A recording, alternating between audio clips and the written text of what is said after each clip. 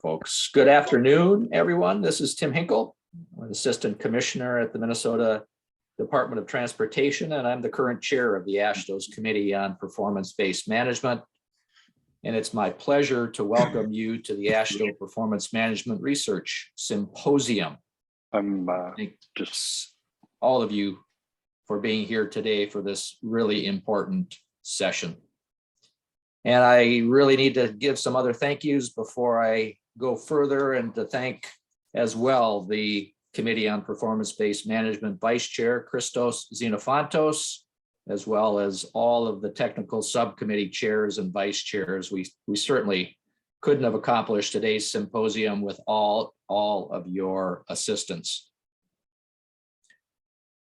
Thanks to Dr. Hardy as well, and to William Johnson. You'll hear from him in a few seconds, for their collective leadership, their development and management of today's agenda for this really important session. And finally, thanks to FHWA for your continued partnership with AASHTO and the committee, as well as the TPM pooled fund members. The purpose of today's symposium is pretty simple. We want to provide some background, some history, and some status reports on the TPM research projects. And even more importantly, we want to tap your wisdom, the wisdom of the performance-based management community regarding TPM research needs and ideas. Before we get into that agenda, let me just go through a few logistical reminders. First, I think we'll have links to the outcome of this meeting, any slides, etc., available afterwards if you're interested. And Hiana might be able to make sure you understand where we will have those posted. We often post that information to the TPM Pooled Fund web portal at tpm-portal.com. So always look there, but Hiana and staff could confirm that and let us know what they're going to do. Tim, I'll just interject that Perry has posted links to the agenda, the breakout instructions, and the slides on the chat function, and he's going to keep putting them up as people are coming in. And then they will also be available on the TPM portal. Awesome. Thanks, Hiana. It's going to be important that we hear from you today. Certainly there'll be some talking at you as well, but I hope that you will all actively participate. As you'll see in the agenda in a minute, there will be a couple of breakout opportunities for you to provide some input to the work that we're doing. So with that as the purpose and some quick background and thank yous, I'll now hand it over to William, and he'll provide an overview of the program and move us into the agenda. William, the floor is yours. Thanks, everybody. Yeah, thank you, Tim. I really appreciate it. Some of the people who have experience working through the pipeline of developing research needs are probably more familiar with going to TRB and sitting in a work group session and going through the activity as a dynamic flow. Last year, due to COVID, we did it web-based. It was slightly different, but lessons learned there. And so what we're trying to do through these research symposiums is essentially replicate that methodology in a streamlined format. That is, this symposium will be to let's talk and put down some ideas. What are your current pain points? What are the knowledge gaps that you have in the things that you do? And there is a second symposium, which will be on March 30th. And I'll post the link here in a second to register for that. Same time, same place, in which we would like to go through and refine some of those research needs. Now with this is a joint effort between AASHTO and TRB.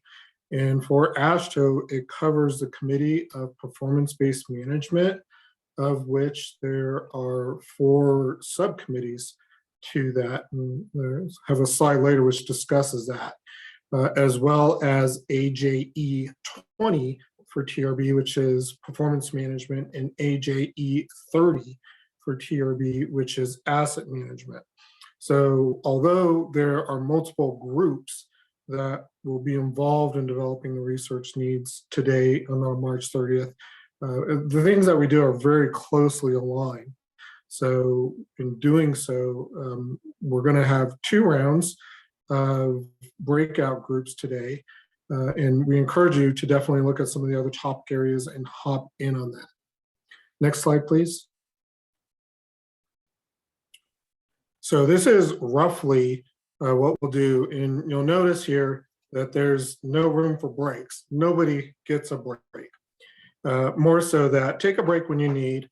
I'll probably get in here and offer some breaks strategically for us to do the biological necessities. But again, it's feel free to come and go. The big thing here is just participate, get your ideas down. Let's generate some thought here. Next slide, please.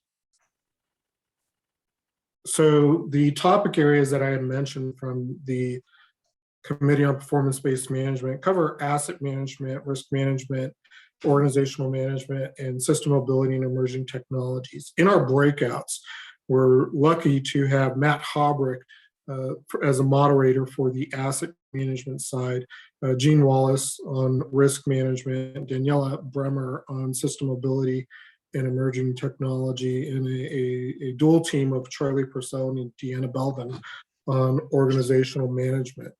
So again, through those 2 rounds of breakout groups, the topics will be the same, but feel free to jump in between those topic areas as we transition between those breakout groups.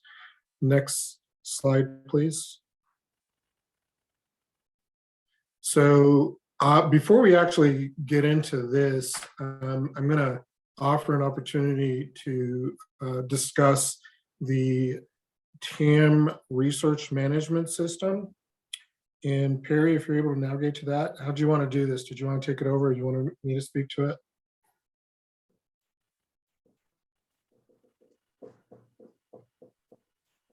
Sorry, William just coming off of mute. I'll go through it, but pause if I skip through anything, and I'll try to do it kind of quick. So, yeah, before you hop into it, just quickly, this is the AASHTO Transportation Management Hub. And here you will see the landing sites for the TPM portal, the TAM portal, and the ERM portal. Who thought that we had all these portals in one convenient place? Matt Hardy did. And so Barry has been supporting us on building this and building it out. And I'm going to hand it back over to him and let him go through it. Cool. Thank you, William. Hi, I'm Perry Lubin with Spy Pond Partners. We'll just do a quick tour of the research management system. And we can start here at the hub, but which is that integrated hub for performance management, asset management. But research is managed currently under the TAM portal. So that's our next stop. This is the homepage of the TAM portal, and right from the top menu, you can find the TAM research management system. That's what we'll be taking a look at. And from the homepage of the research management system, you can see this tool was designed really to help track research from concept all the way through to completion implementation. And it has some tools that are built in to help meet your needs at each of the steps in the process. And this view does kind of capture that workflow, that step-by-step workflow. And you can see in the research management system, there's a candidate pool of kind of concepts. We got 52 concepts in the pool. There are 18 candidates that were considered for advancement and sort of fleshed out to varying degrees over the course of the year. 7 that were developed for potential submission. And then to the right, you can see there's sort of an overview of the pipeline of program projects. So for the first step, we'll take a look at the research candidates. And you can see in the candidate pool, it indicates which of these projects were considered for advancement in prior years. And when you click on the titles of the projects, you can see some additional information depending on how far along in the process these concepts were developed. You can see sort of more detailed information for some of them, and for others, it's just sort of the title and a couple of sentences. And so then from the candidate pool, and one thing I want to mention is that as we've expanded the scope of the site to also address topics in performance management and risk management, organizational management, one thing we're working on is adding a way to help filter these projects by those topics as well. So back to the homepage of the research management system, I'll just take a quick look at the project pipeline view, where you can see program projects, active projects, and recently completed projects.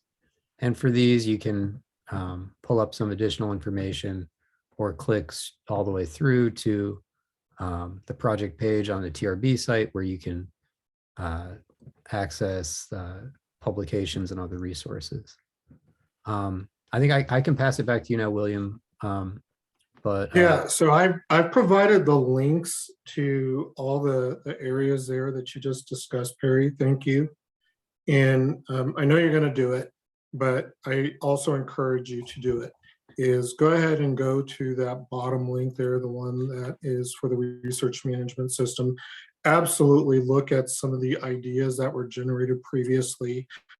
Again, although this is right now built off of the TAM portal, the idea there is for next steps to integrate it more into the transportation management hub, so that main landing page, and make it available easier to those other portals. In the meantime, what we'll be doing to offer better discovery of some of these topics by the subcommittee or topical areas is we're just going to use a naming convention. And so things with TAM will be start with TAM, things with TPM will start with TPM, and so on and so forth with ERM and system performance, just so that we're able to understand where was the idea generated from, as well as the stakeholder groups we should be engaging as we move along. Talking about moving along, next slide, please. So I wanted to offer you just a peek. I think I got the dates wrong for the TRB annual meeting. That was recently, but regardless, it happens in January. And here you'll see February 2nd. It's where we're at right now. That's the symposium number 1 for research. And then following that is symposium number 2 in March. Again, the idea is as we work down the calendar here, we're trying to get to primarily that November timeframe, but there are opportunities for us to look at where other research can be done. Now, on the bottom, I've listed that. So synthesis topics are due February 17th. And for the most part, we've developed those. We have 3 that are going to be posted for NCHRP to be funded. Or hopeful to be voted for prioritization, hopefully get funded. But through this process here, we'd be looking at essentially next February 27th or 2023. I don't know why I said 2017. 2023 to fund those. Synthesis topics are designed to be really quick, looking at what is the current state of the practice and sort of synthesizing that information down to a quick report. Then there's one of the sister research programs, the Transit Cooperative Research Program. They're asking for their full problem statements by June. And if we have anything that fleshes out from transit, what I'll do is I'll work with people to make sure that they're on the correct project pipeline to get those research needs considered. From there, the domestic scans are due in September.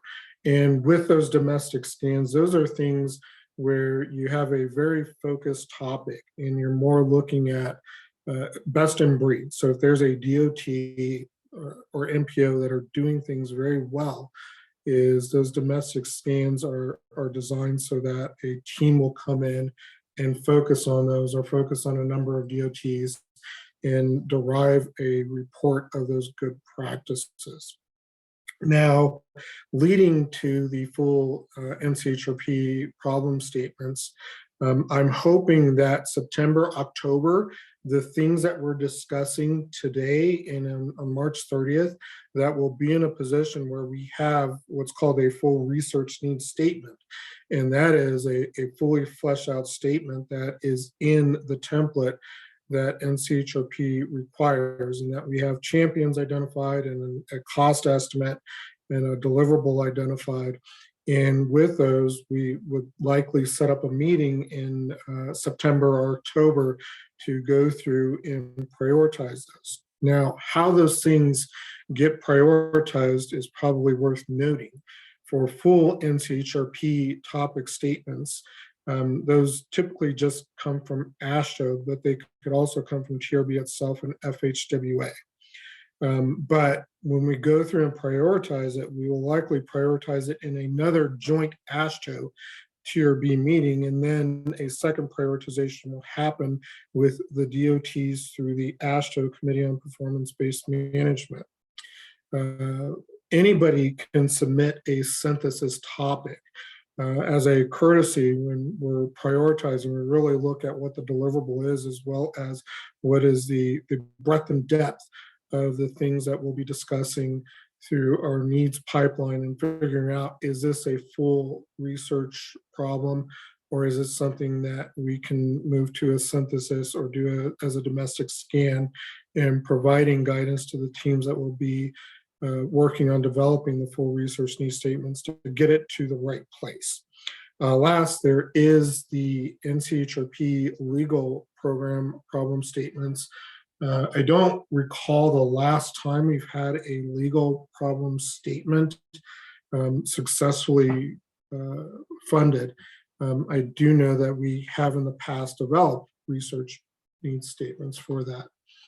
Next slide, please. And Amy, if you are on board, get ready. I'm going to provide a quick update on behalf of FHWA. Again, I'm William Johnson. I work for the Colorado Department of Transportation. I'm not an FHWA employee. However, I do have some information to pass on to you directly from FHWA. And with that, I would like to say first, the Bipartisan Infrastructure Law. I'm going to post a link here. FHWA has stood up a pretty informative website, Bipartisan Infrastructure Law, also known as the IIJA. From the federal level, they really refer to it as bill. There's great information on this website. Please, reference that. They update it a lot to tell you everything good going on. Most importantly, when it comes to that bipartisan infrastructure law, there's quite a few new things there, things that affect or could potentially affect our gaps in knowledge or good practices that we'll soon be struggling with. Now, typically the research pipeline for a full NCHRP problem statement takes about 3 years. And so I'm posting that link there because 3 years is a long time to wait for stuff. But now is the perfect time to think about what are the potential challenges we'd have. And some of the types of things that I would be thinking about would be, well, when it comes to the PROTECT provisions, PROTECT being the formula funding for risk and resilience, as well as a new discretionary grant program that was detailed in bill. There's no information on what a research improvement plan should contain, but what are the things that we would like to have in a resilience improvement plan? What are the types of things we would like to have in a resilience improvement plan? And are there good practices internationally that we can leverage in terms of developing a plan for that? I would say that immediately one thing to think about when it comes to resilience and the way that protect is framed within bill is there's formula funds in it. And while bill is just an authorization act, it's not an appropriation act just yet. Once we get that appropriation, money is going to start flowing, and FHWA is going to likely have some requirements for at least planning or expressing what you plan to use that money for in terms of resiliency.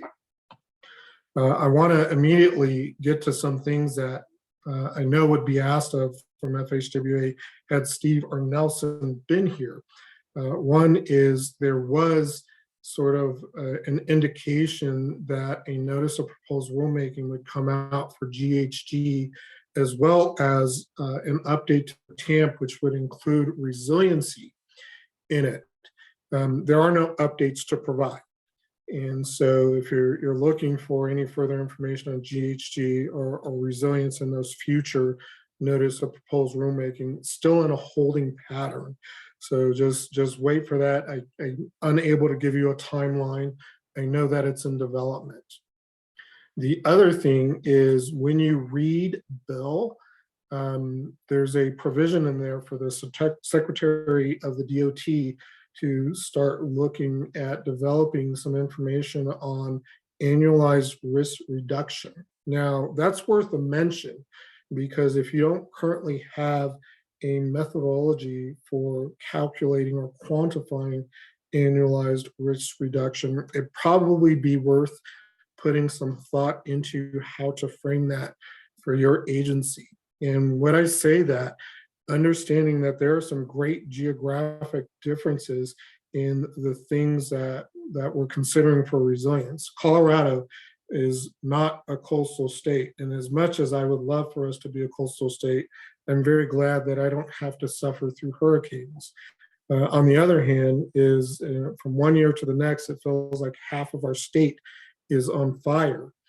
And so when it comes to calculating those annualized risk reductions, every year we have fires. And so our annualized risk is very different than probably every 5 to 10 years going through a major hurricane. And then the other thing, and I had mentioned this previously, is with that resilience improvement plan, there's no update. FHWA is just now starting to work on what are the requirements of the resilience improvement plan. I'm mentioning it here because once we actually get an appropriations act in place and money starts reflowing, if you're choosing to seek out the discretionary grant opportunities from the PROTECT program, and I'd say that there's a great deal of money in the PROTECT program in discretionary grant programs. The resilient improvement plan gives you a reduction in match requirement. Typically, the match requirement is 20%. If a DOT or other agency is able to develop a resilient improvement plan, that could potentially lower that match requirement to 10% match. And so there you're talking about money. And when you're talking about money, it's always important to look at what do I have to do, specifically in terms of requirements, but also maybe it's time to get a head start on how I analyze resilience and what things I would choose to fund in from a strategic perspective in a resilient improvement plan. Now, I have some specific language here to talk about bill, and I'll just read it from Steve Gay. The bill requires consideration of extreme weather and resilience as part of the life cycle cost and risk management analysis within a state asset management plan. Now, there's some heavy stuff there. So before we started, we were talking within our group here about resilience and, should that fit? How broadly does that fit within the TAMP? And so this sort of speaks to it. But with this, I'm looking at this and seeing, I got some gaps here.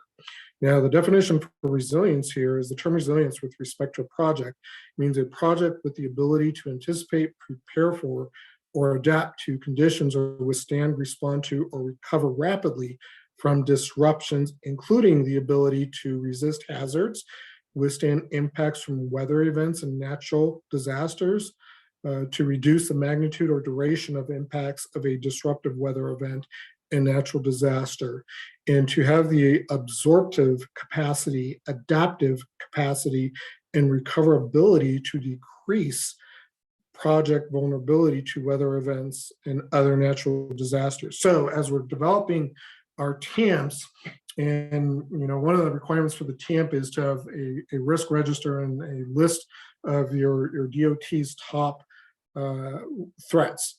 This is really speaking towards natural events, extreme weather events, natural disasters, and it's not necessarily speaking towards things like cyber or man-made events. Now, I'm not saying that your TAMP should not include that. Definitely, if one of the threats that you face, one of the top threats you face is dealing with something like cyber, Colorado cyber.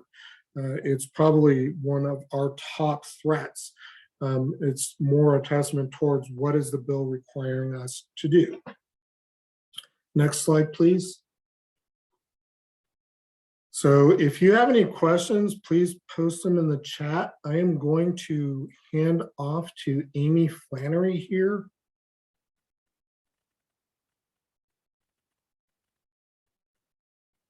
Sorry, I was on mute. Go ahead to the next slide, Perry, if you don't mind.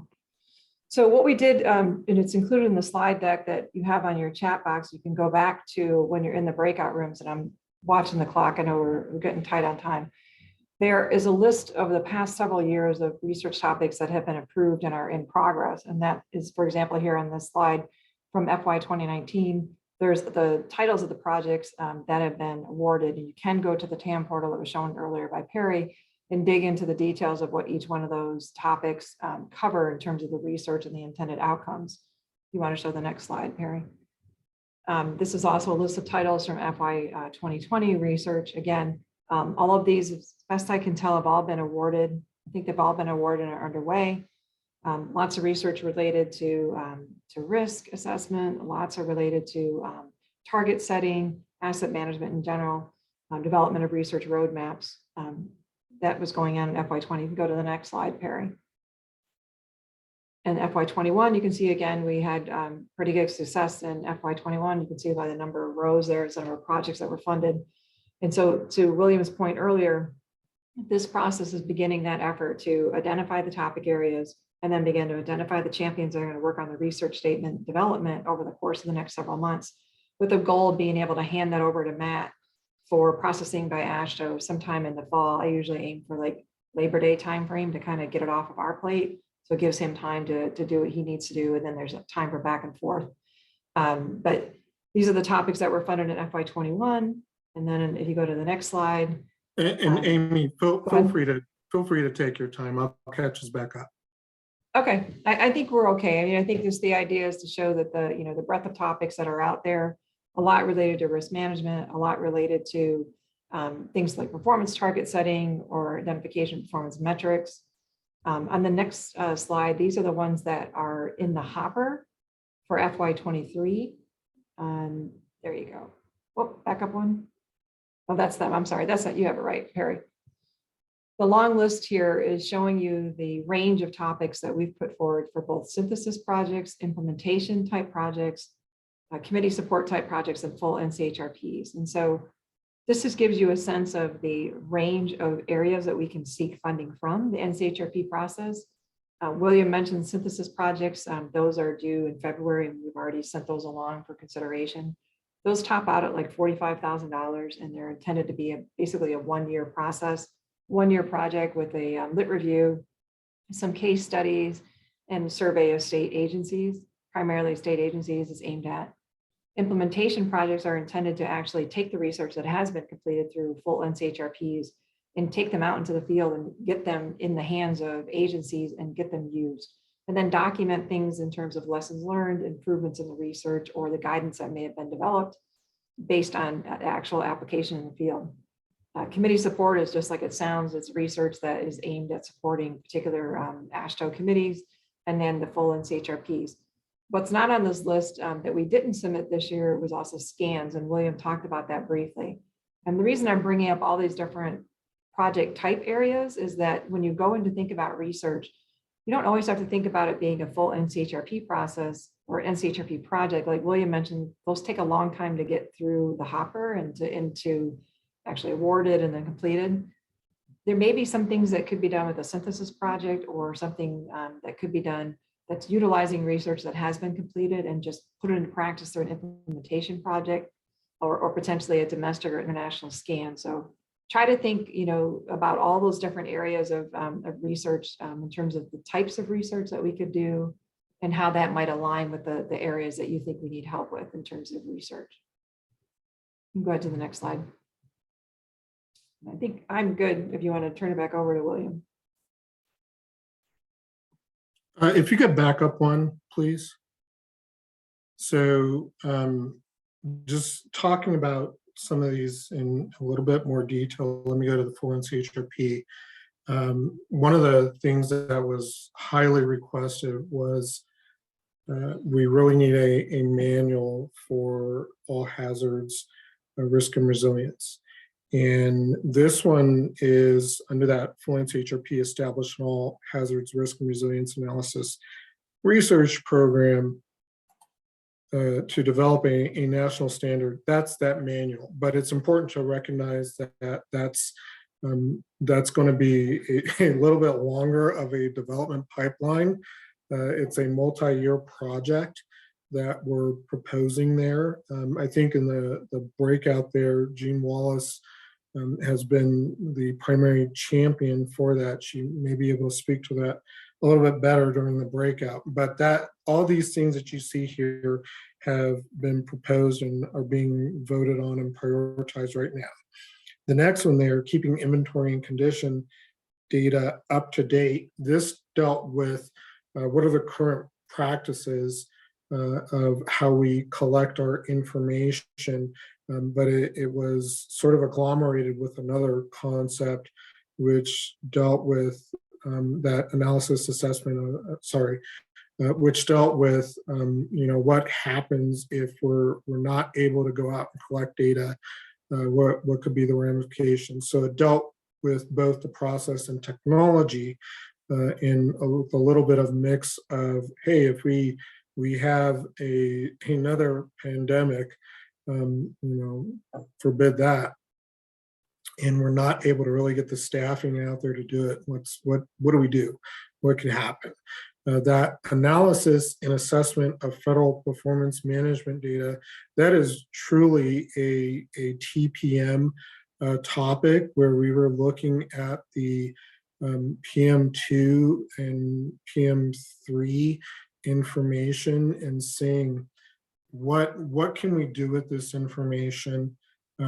Is there any ability in terms of how we analyze that information in terms of developing new tools, forecasting and target setting that we can enhance, but also a lot of how can a DOT or NPO use that information. And I'll pick on pavement here a little bit. Is broadly known that 52 different DOTs are required to develop a TAMP. And with that, there's probably 52 different ways that they collect pavement information from their in-house decisions. So beyond collecting data for national performance measures on pavement, they collect it just so that they can use the information to make decisions on a performance measure and model that is developed specifically for their DOT. But what that means is that, yeah, you have this federal performance measure requirement and reporting on pavement and condition using that. And then you have the one that you're making decisions is there a natural crosswalk? And is there a better way to use that national performance data? So that research project was really trying to uncover that. Then there is the equity, diversity, and inclusion. And this one I'd say is probably very geared towards the language of the Bipartisan Infrastructure Law. And if you read it, there is a lot of mention on how EDI not just internally within your organization, and ensuring that you have great diversity within your DOT or agency, but more so is, when we spend money, when we make investments, do we have a lens towards EDI? And that also could take on two forms. It could take on the form of how are we ensuring EDI through consultant capacity, and that's ensuring that EDI is benefiting the pass-through dollars that we put towards consultant construction or planning or otherwise. The next thing is with the beneficiaries of our decisions, the traveling public, is do we have a lens towards communities and how transportation decisions and investment affect communities? And then the last one is a guide for creating effective visualizations. And that one dealt with, hey, we're in a day and age here where we have all this data. And one of the fundamental requirements of that data is that we're able to reduce it into something that can be consumed by leadership, by elected officials, by the public. Is now the time to have a guide to help DOT so that we're not constantly reinventing the wheel, that we have methodologies and examples of good practices, good visualizations, good tools that we can use, so that we're not putting heavy resources or heavy amount of resources towards trying to figure out how to do it well. And I like this one because my example of a visualization is typically stick figures and bad drawings on a whiteboard. And so having something like this would be great that I could reference as a guide, and it gives me some standard. And it fully recognizes that technology changes all the time. But one of the arguments is that the pie chart that we had in the late 90s when I was in school, they're same pie charts that we have today. They've just been enhanced to speak towards people a little bit better. So with that, next slide, please. And Amy, was there anything else you wanted to discuss there? No, we went into a little depth. No, I'm good. Okay, next topic, please. Or next slide, please. Cross-cutting topics. These are the things that I want you to think about as you're thinking about your pain points, your struggles, your research gaps. What are your needs? And where these cross-cutting topics came from is over the past few years, we've developed various research roadmaps, and we've categorized things based upon similar challenges. So if you look at performance measures, asset management, risk management, performance management, and system in technology, they all have performance measure considerations. They all have organization and people considerations. And so when we're thinking about the things that we're doing, definitely this is coming across as a constraint, but I want you to use this because this constraint will benefit you in the long run in terms of thinking about how can this align to the research roadmaps that we have developed, because that gives us the ability to look across other research needs that were developed but weren't funded, those things that were in the pipeline, but also it offers a logical organizational constraint that you can use in terms of framing a research needs statement. Now, when it typically comes to research needs, it's just an idea, a quick thought. Performance measures, I need tools to help me do system reliability target setting. And that's usually just one sentence. But if you put that into a categorization of, am I talking about performance measures? Am I talking about information and systems that will help you dial in on what that statement could potentially be? But also it helps us to organize this between the various Tier B committees and AASHTO subcommittees as well as the partner committees we have, because while they don't necessarily have this categorization methodology, it is a common language that we can use to communicate with them. And what we've seen is the more robust that we can make a research needs statement, the more buy-in and support that we can get from supporting Tier B committees and AASHTO committees, the better chance you have at that research need being funded. So with that said, I'm going to hop into the actual, let's roll up our sleeves and start the breakout groups. But before that, I'm going to give you an opportunity. Now's your chance to take a quick 2-minute break. We're going to get the breakout room started. Perry, did you want to discuss how we're going to do the breakout rooms really quick, or Kiana? Yeah, I'll explain the exercise when you give me the green light. Green light. All right, so we are going into the breakout session. There are going to be 2 rounds of breakouts. So there are breakout groups for the 4 topic areas that William just went over. And so you get to go to 2 of them to weigh in on research needs for those topic areas. So so roughly around 1:50, maybe a little before, we'll start the first one. There'll be a 5-minute transition period, and then there'll be the second part. And so the purpose of the breakout is to have people generate ideas for the topic area, to generate research needs for the topic areas. And so what you want to do is to consider the research that's already in the pipeline that Amy and William have just gone over. And many of you, I mean, the collection of you should probably know what's recently completed, active, and projects that have been approved recently and not initiated yet. And if there are identified needs from last year or the year before. So then your focus is to generate a list of needs.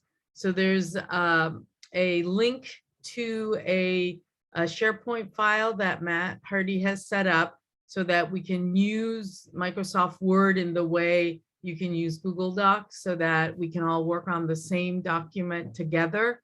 And so you can, after you generate your list of ideas, you should then assign each idea to someone in your group, and then you go into the template and then enter the information that's needed for the research need. And then once all of that's collected, then that'll be synthesized for the next symposium that will happen at the beginning of March. So with that, are there any questions?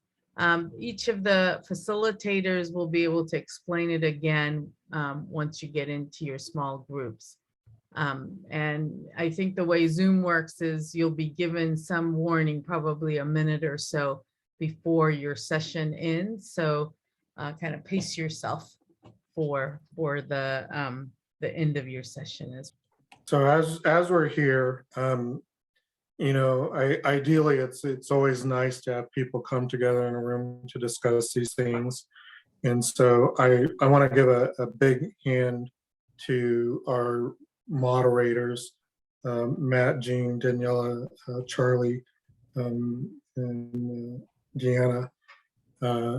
Thank you. Thanks to Perry for running the slideshow, and Deanna for helping us get all this stuff managed together, as well as the scribes in the rooms, and of course the participants. We really appreciate your input. Again, this isn't going to be your last chance. I want to go ahead and just jump into the report out. Matt, you were listed as number 1, so we're going to start with the asset management piece, and you have 10 minutes. Okay, thank you. I will do my best to keep it to 10 minutes or less. We had some really good, robust conversation in 2 different breakout groups. We had about 15 people joining us in the first session and about 7 people joining us in the second, a few duplicates, but definitely some good conversation.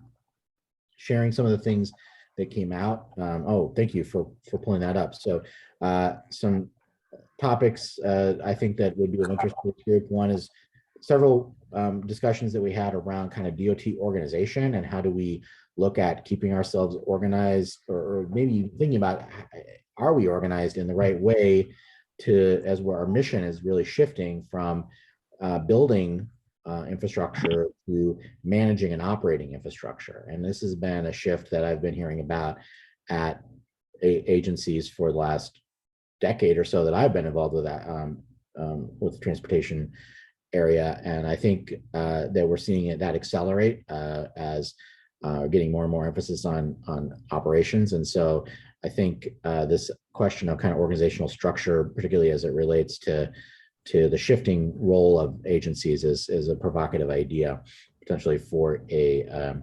NCHRP project. Steve Wilcox originated that idea within our subgroup and has volunteered to kind of help take the lead on that. Next one down is related to kind of the use of artificial intelligence for asset inventory, not only for the inventory, but also for extracting kind of condition information from maybe visual, from photo imagery or even LiDAR. Again, a number of folks who are interested in this particular topic. Steve also indicated that he'd be willing to kind of spearhead this and flesh this idea out a bit further. I know we do have had some discussion about asset extraction and AI in the past. So I think one of the first things we'll have to do is kind of see what the state of other research is related to this topic and sort of where this might fit in. Next one down is one that we did spend quite a bit of time talking about, and that's really related to best practices for managing secondary assets like signs, lights, et cetera, maybe looking at how those are either bundled or done on a corridor basis. There's a lot of history of agencies that we used to deal with these kinds of assets as we would be doing a pavement or bridge project. But as we've kind of become more specific and specialized in the type of work that we're funding and doing and focusing more on preservation activities, that's leaving a gap where maybe some of these ancillary assets are not getting replaced on the cycle that maybe they would have used to been replaced on. And so that's leaving some of them in service well beyond maybe what their reasonable life would be. And we don't even really know that or have a way of kind of dealing with that. And so I think this is really looking at approaches to how we could set the right life cycle for those types of assets, identifying what the right management strategy or management approach is for those assets, and helping to formulate the response to those needs. Next one, please. This one was really related to how we can bring data together from multiple sources. And this one, we touched on the idea of bringing together sort of like signal data or data from many different entities that may be managing that information. The specific example was from an MPO that had over 100 different local agencies who are all contributing data, and just the difficulty in trying to synthesize and manage and coordinate all of that information together.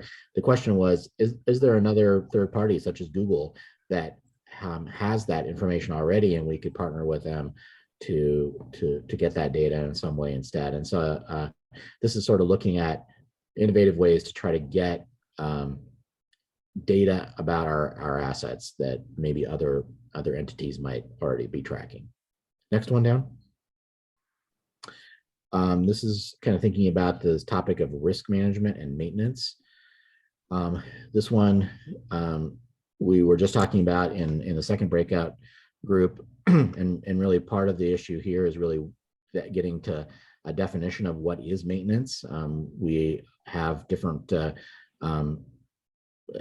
when I talk to folks in various states, we each think about maintenance a little differently. Some states would consider an overlay to be maintenance activity, and others, for us, that would be more of a rehabilitation type of activity, and certainly not something that we do with in-house forces. So that's very variable, and it does lead to some potential for kind of confusion and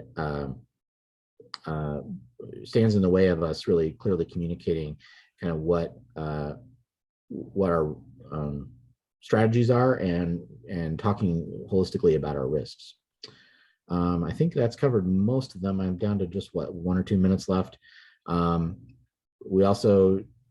We're sort of asking the question, given that there's going to be a lot of focus on resilience, is there some need for us to think about a resilience, a synthesis of current practice, anything related to kind of how we're currently doing resilience that we might want to know as we are all going to be embarking on working on these RIPs, or most of us anyway, I imagine we'll be looking at that issue in a lot more detail. So that it may be worth looking into. There was a mention, I think, that there may be some development work already happening on another synthesis project that, and I see. Right now, Yeah. No, I'm on a webinar right now, but Francisco, can you mute, please? Thank you. All right. Then, and I see there was a note that maybe there is a resilience synthesis already underway. So thank you for sharing that. That was not something I had been tracking. And I think that's about it. Maybe, is there one more? Can you scroll down to the next one? Oh, yeah. And then we talked a little bit about this question of kind of the management systems producing treatments, but then how do those roll into projects? And this is kind of touched on some of the topics that we were also talking about earlier, related to these ancillary assets and kind of how do they get managed? What do we do about assets that are not treated as part of the project? I think there's probably some more work we need to do to kind of flesh this out a little bit. But the kind of the kernel of an idea here that we can hopefully build on. So I think that's my 10 minutes. I will relinquish the floor unless there's any questions. Any questions, clarifications? Deanna posted that she does think that there was a synthesis on resilience that was funded. I'll try to look that up. Yeah, and I only heard it because someone in our the office that's working on resilience mentioned it, that maybe they submitted it. So anyway, worth looking into. We obviously would figure out to not duplicate work, but might be some good news out there. Hopefully. All right. Thanks.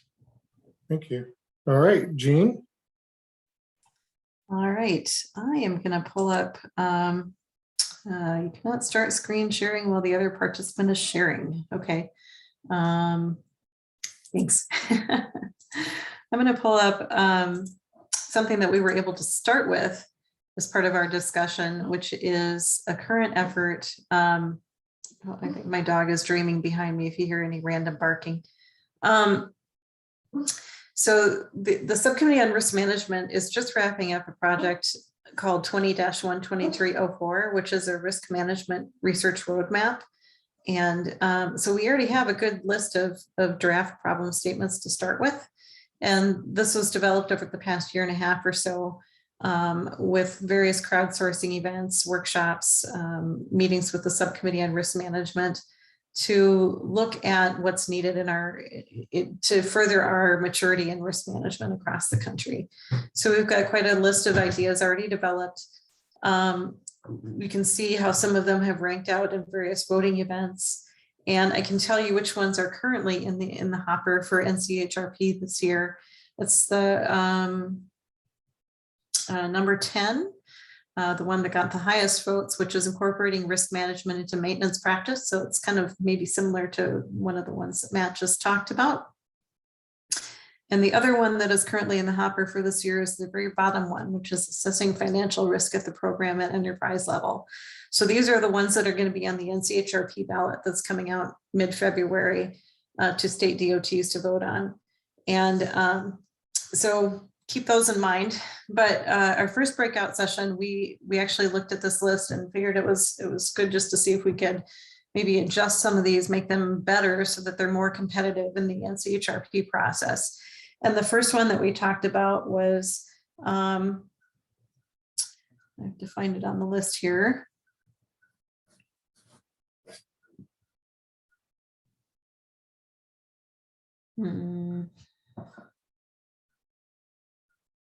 It's not jumping out at me.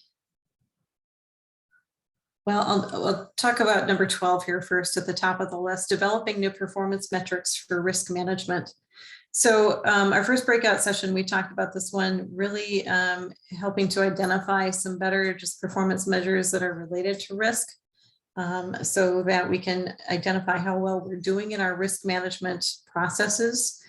The way that the draft problem statement is currently written up, it's more written up as how are you selling risk management in a way, or what's the value of risk management, where we really want to look at the focus on implementation and improving our risk management processes instead. So we might, I think we're going to tweak this, this particular problem statement a little bit to improve it.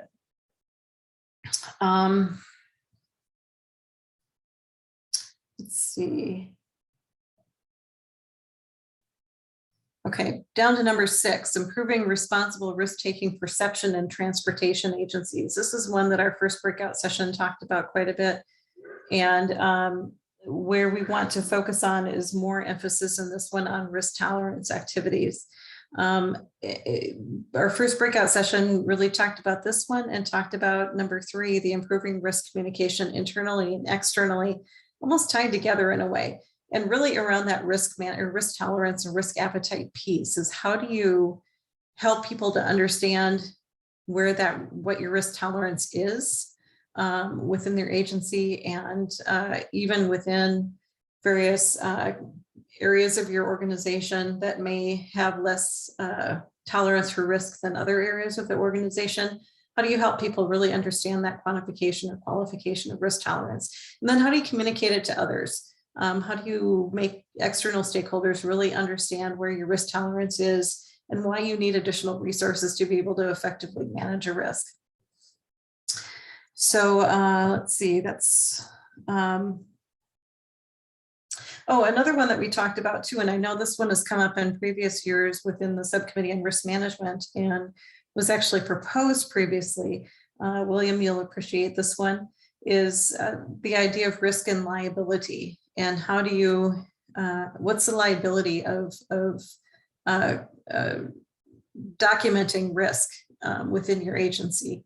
And how do others perceive that is, you know, if it went public, if your risk management, if your risk register went public, what would people think of that? What would be the impacts of doing that? What's the impact of documenting your risks? I understand it was put forward a few years ago to the legal issues, or through the legal issues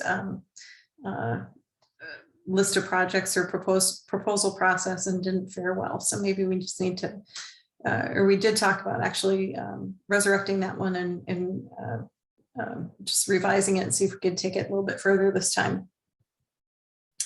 One other piece that we talked about, actually, I'm going to jump backwards a little bit on the improving risk communication internally and externally, is the piece of including visualization into communication. So building off one of the proposals that's being put forward this year about visualization is how can we incorporate visualization in risk communication a little bit more directly. All right, then our second breakout section, we came up with some additional good ideas. We had about 10 people in that session. We had about 5 in the first. A couple good ideas that came up were about linking risk and performance and process improvement. So once you come up with your risk register, what in your risk mitigation strategies, it's that piece of, you know, if you have a certain performance level here, you understand the risks to be able to get to that performance level. You come up with some process improvement ideas to help you overcome those risks. How well are you really doing in all of that? And so it's really about connecting some of those programs of performance metrics, risk management, and process improvement all together. And it incorporates some of the visualization too, in terms of, you know, where you've been and where you could be going, and what risks you have to overcome, or what you have to do to overcome risks to get there. So it's really helping people to do a little bit of risk forecasting in a way, or performance forecasting. Another one that we talked about was doing a postmortem on risk management plans. how effective were those risk management plans? What could we learn from them? What could we be doing better? What's effective and what's not? And then going back to this list, we talked about, let's see, I think it's number 7, developing a historical data capture process and system for risk assessments. We talked about building that one out a little bit more, but in addition to that, there's a really good suggestion to think about geographic regional models that help people understand and how we communicate across those geographic models. For example, you know, fires don't stop at the state borders. How do we use geographic modeling in terms of risk to forecast, to mitigate, and then how do we help communicate across borders, across jurisdictions to really mitigate those risks effectively together? Yeah, I think that pretty much sums up where our group went. So any questions? Additional thoughts? Two things. Thank you. One is risk management strategic plan and research roadmap is at the sort of final deliverable stage and should be published soon. So you'll have some information there to help you align some of these things.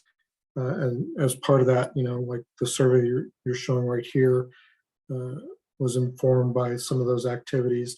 The other thing is, I'm curious on the last one, doing the geographic analysis, because fires don't care about borders.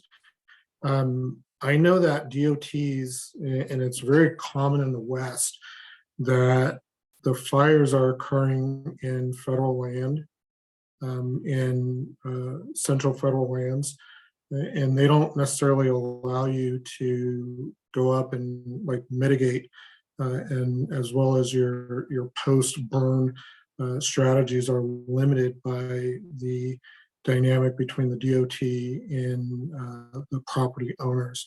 But was there any thought put into how we can better coordinate or organize during and post or proactively those events?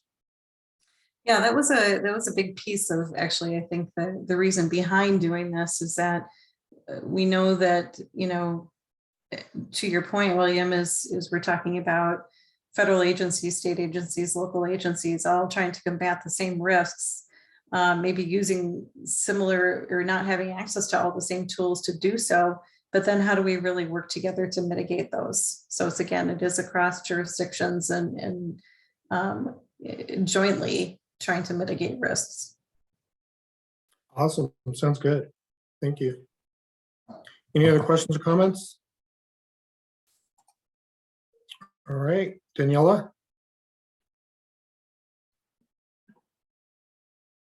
System of Building Merchant Technology. So we had 2 small groups, small but mighty. I think, who's showing the document? Do I show that, or are you showing that, or do I share? If you have something Jean, right if you stop sharing, then I think Perry can share the document. Yeah. Oh, sorry. No now, problem. quit being selfish, Jean. All right, Jean, no worries. So we had a small group both times, but you know, it's a topic that is maybe not so easy to get your hands around. So I think that's probably why congestion analysis, systems analysis, always been a little bit of a challenge in our performance measure inventory of measures. But James, Ricky, Abra, Alexander, Steve, Francisco, Jack, and Shannon took on the challenge, and we came up with a couple of sort of statements. And next, yeah, go to the first one. So, and I will probably not correctly rephrase some of this. And so those of you who are still on the call, please chime in if I misrepresent the idea. But we started at the first conversation, obviously, with titled The Risk of Automated Aggression. I thought it was a really catchy title for a research statement. And let me explain what that means. We talked about Tesla and the ability for the Tesla drivers in the semi-automated mode, well, not really automated, assist mode, to roll through stop signs. And all of you have seen the news on that. And yet another Tesla public relations faux pas.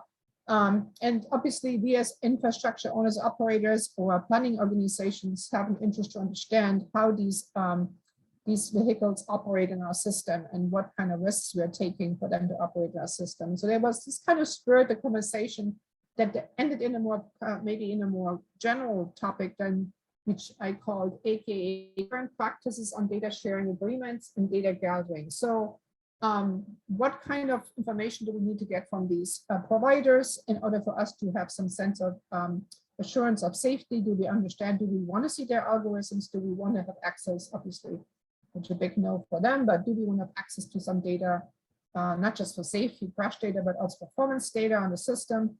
And today there was congressional hearing, and there was again an understanding we have no consistent performance standards for automation at all in this country.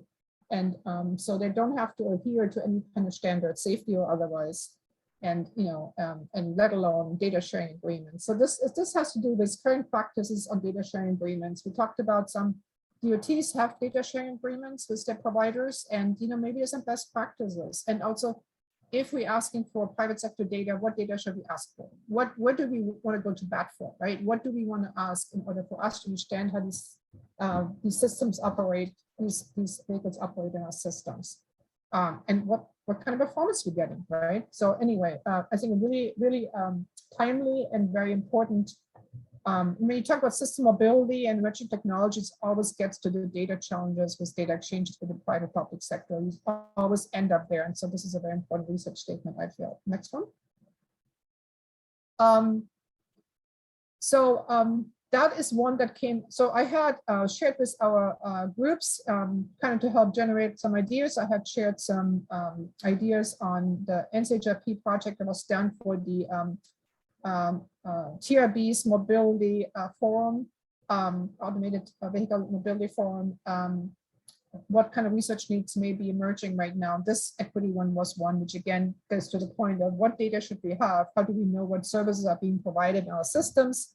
How do we know they're provided equitably? Because we as planning organizations, as owner of our systems, we have an interest to make sure that these services are provided equitably.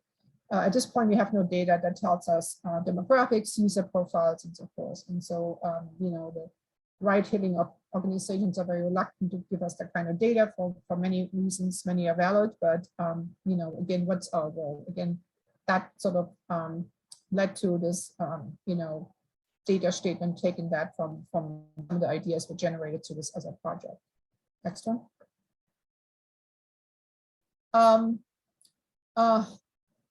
The next one kind of generated conversation, which I captured here. We used chat a little bit because not everybody was comfortable necessarily. It was easier for some folks to write out their ideas, which I understand I can do better writing and thinking than thinking loud. So we captured some of the chat, and that was kind of really helpful, I think. But, how do we, the private sector monetize the data all the time. They use our data, monetize it and sell it.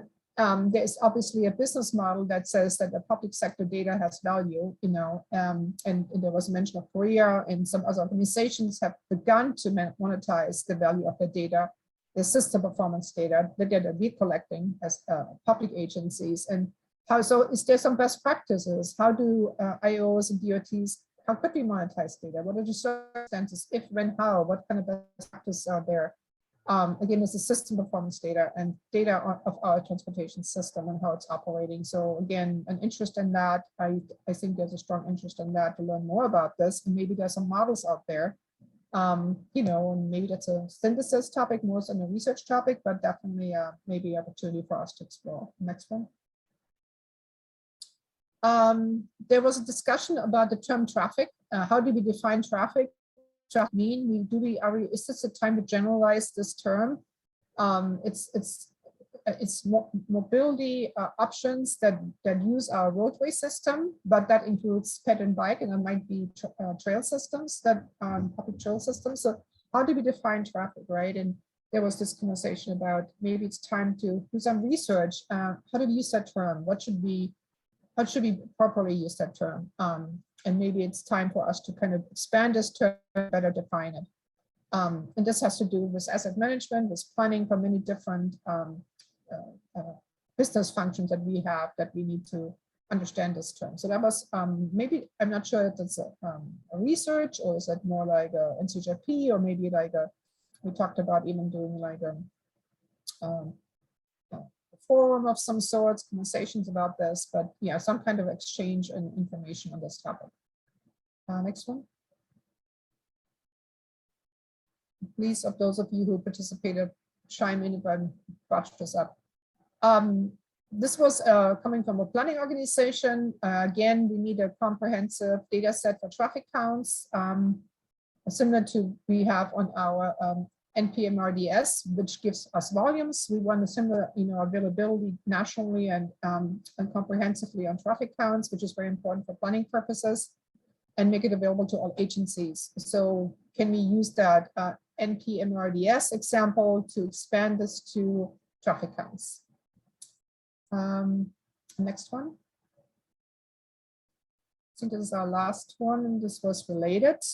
This is related to the traffic, what we call traffic data. I would say, let's call it mobility data or operational data that we gather and we need for making operational decisions as agencies. So, there's a lot of third-party traffic mobility data available now, much more so than 10 years ago, but we still have the same challenges. We don't understand the accuracy, reliability, the coverage, third-party.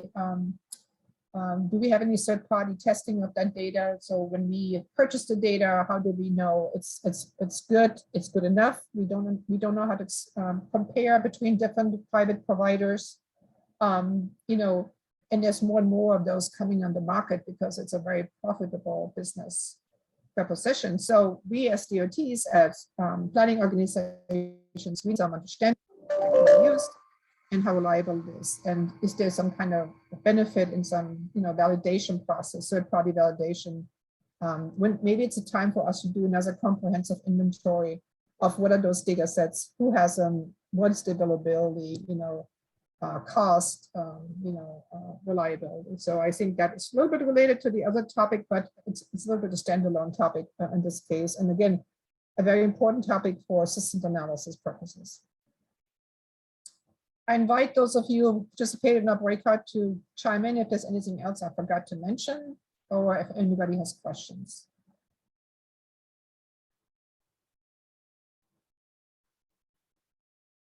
I do have one question, and it's dealing with emerging technologies, and it's not so much an emerging technology as in it's emerging for DOTs. What we have to do with it is bill contains quite a few provisions for EV charging stations and infrastructure.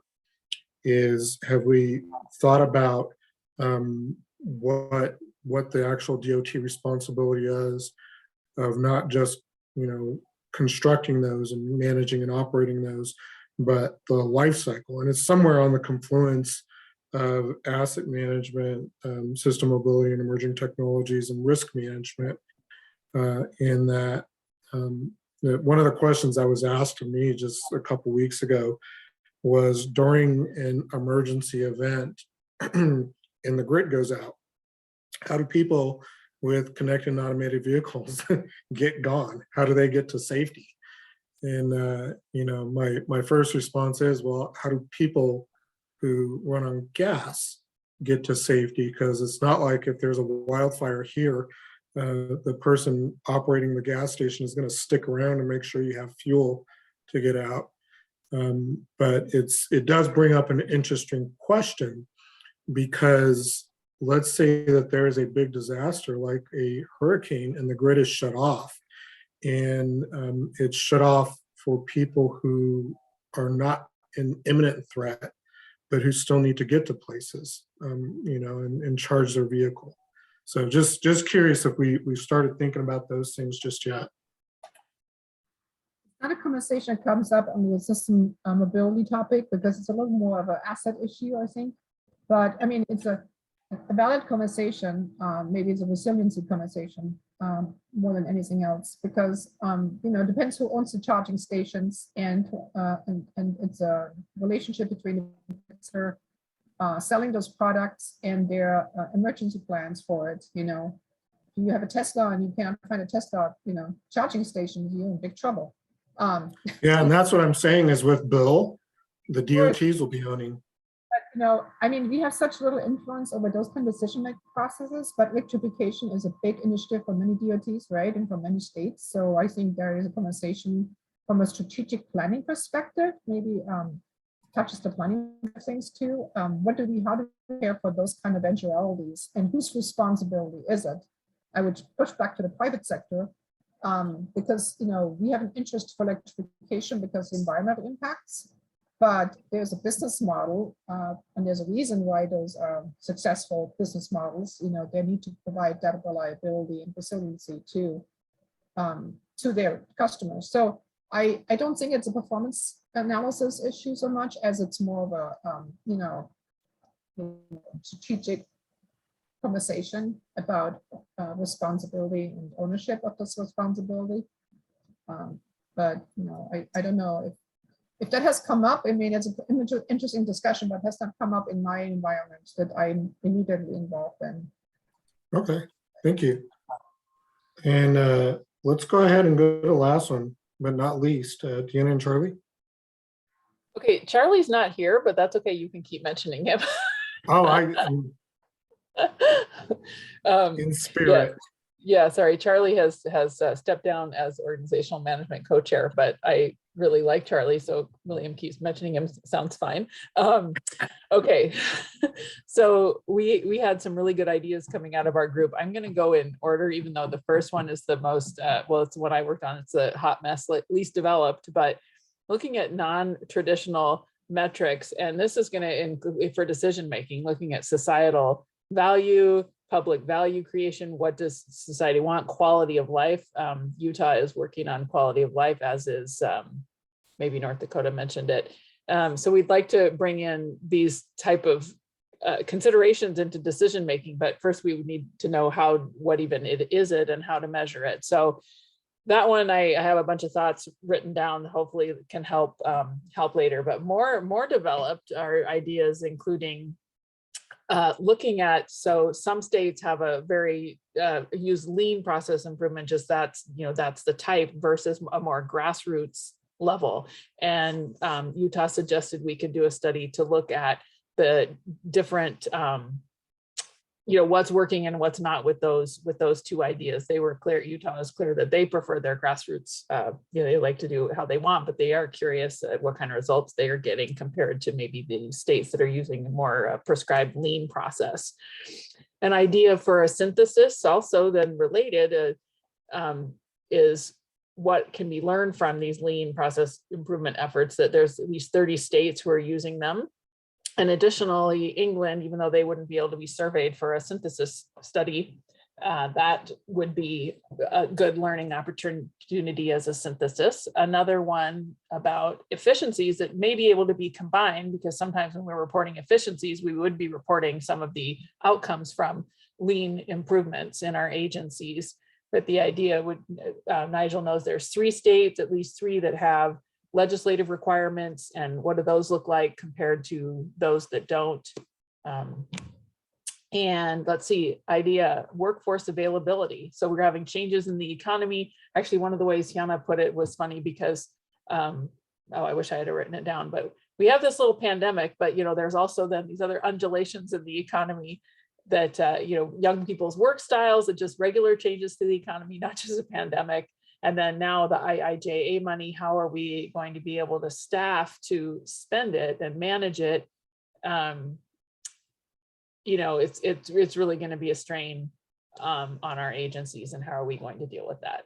We also are talking, so cross-measure resource allocation. Now I know that cross-asset resource allocation has been, hot in the, there's some software programs to do it, but this idea was bringing in more than just assets. So safety, snow and ice control, et cetera.